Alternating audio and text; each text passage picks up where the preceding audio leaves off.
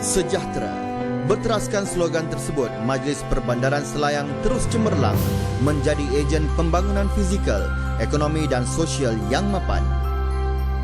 1 Januari 1997 adalah tarikh penubuhan Majlis Perbandaran Selayang atau lebih mesra dikenali sebagai MPS. Menyingkap sejarah penubuhan MPS, dahulunya dikenali sebagai Majlis Daerah Gombak yang telah ditubuhkan di bawah Akta 171, Akta Kerajaan Tempatan 1976. Ianya lahir daripada beberapa rentetan pembangunan Majlis Kerajaan Tempatan sebelumnya seperti Lembaga Bandaran Gombak, Lembaga Bandaran Rawang, Lembaga Bandaran Kuala Ampang, kawasan PKNS Taman Keramat dan kawasan perindustrian Batu Cave. Tanggal 1 Januari 2007, MPS melakar sejarah genap 10 tahun menerajui pentadbiran Perbandaran Sejahtera dengan keluasan kawasan pentadbiran meliputi 546 km persegi merupakan pertambahan kawasan berbanding hanya 52.2 km persegi semasa pentadbiran Majlis Daerah Gombak dahulunya.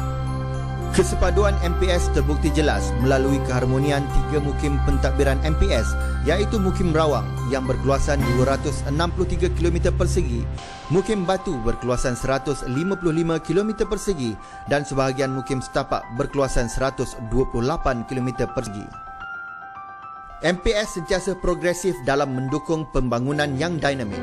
Jumlah pegangan yang hanya berjumlah 65,581 pada tahun 1997 telah meningkat ke 154,401 pegangan pada tahun 2007 iaitu peningkatan sebanyak 235%. Selari dengan objektif MPS ke arah menjadi ejen pemangkin ekonomi dan sosial, kredibiliti MPS turut terselah melalui jumlah pendapatan yang diperolehi.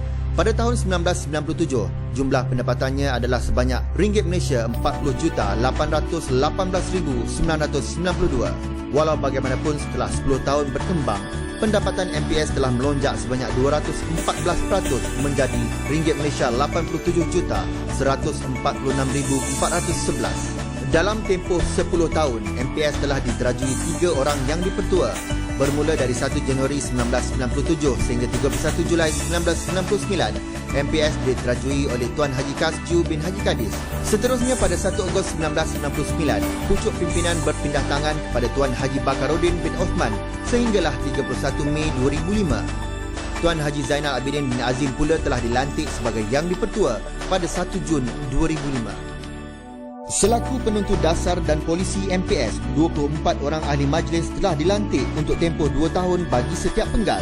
Menjadi orang perantara untuk warga MPS dengan MPS sendiri, bertanggungjawab memantau isu-isu semasa dan menerima aduan, menjadi tanggungjawab yang dipikul para ahli majlis bagi memastikan MPS lebih peka, prihatin dan proaktif. Pertambahan kaki tangan, satu lagi Direktoran Kesihatan Pembangunan Sumber Manusia di MPS. Sehingga kini, jumlah kaki tangan yang melaksanakan tanggungjawab MPS adalah seramai 770 orang. Ini adalah merupakan pertambahan kaki tangan sebanyak 154% berbanding pada tahun 1997. Organisasi pentadbiran MPS turut membariskan 4 bahagian utama dalam pentadbirannya, iaitu bahagian perundangan, bahagian perolehan, bahagian audit dalam dan unit pusat setempat. Seterusnya, organisasi MPS dipecahkan kepada 8 jabatan khusus dalam proses melancarkan urusan pentadbiran, iaitu Jabatan Khidmat Pengurusan, Jabatan Perhubungan Awam dan Perancangan Korporat, Jabatan Perbendaharaan, Jabatan Penilaian dan Pengurusan Harta, Jabatan Perancang Bandar dan Pembangunan, Jabatan Kesihatan dan Perkhidmatan Perbandaran, Jabatan Kejuruteraan dan Jabatan Penguatkuasa dan Keselamatan.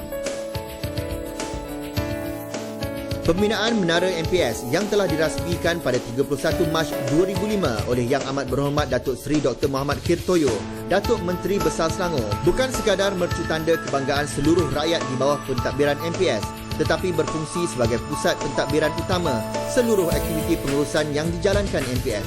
Mengimbau sejarah pembinaannya, Menara MPS ini adalah bagi menambah bangunan sedia ada yang mula diduduki pada tahun 1987, berikutan pertambahan kaki tangan serta keperluan ruang pejabat, implikasi perkembangan program pembangunan, tanggungjawab dan fungsi MPS kepada warganya.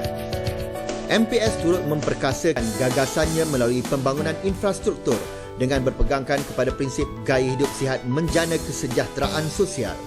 Seiring dengan pembangunan yang dirancang, pelbagai kemudahan awam disediakan untuk penggunaan warga MPS, khususnya ke arah pembangunan fizikal dan mental. Untuk kemudahan sukan, MPS memiliki sebuah stadium yang dilengkapi dengan pelbagai kemudahan seperti trek larian dan mampu menampung sehingga 13,000 penonton. Kemudahan gimnasium juga disediakan di sini. Kompleks sukan Seri Siantan pula dilengkapi dengan sebuah kolam renang bersaiz Olimpik, kompleks asrama dan sebuah dewan. Kedua-dua kemudahan tersebut telah memainkan peranan dalam aktiviti sukan sehingga ke peringkat kebangsaan. Kompleks Muhibah dibina bagi tujuan membuka ruang dan peluang kepada para penjaja.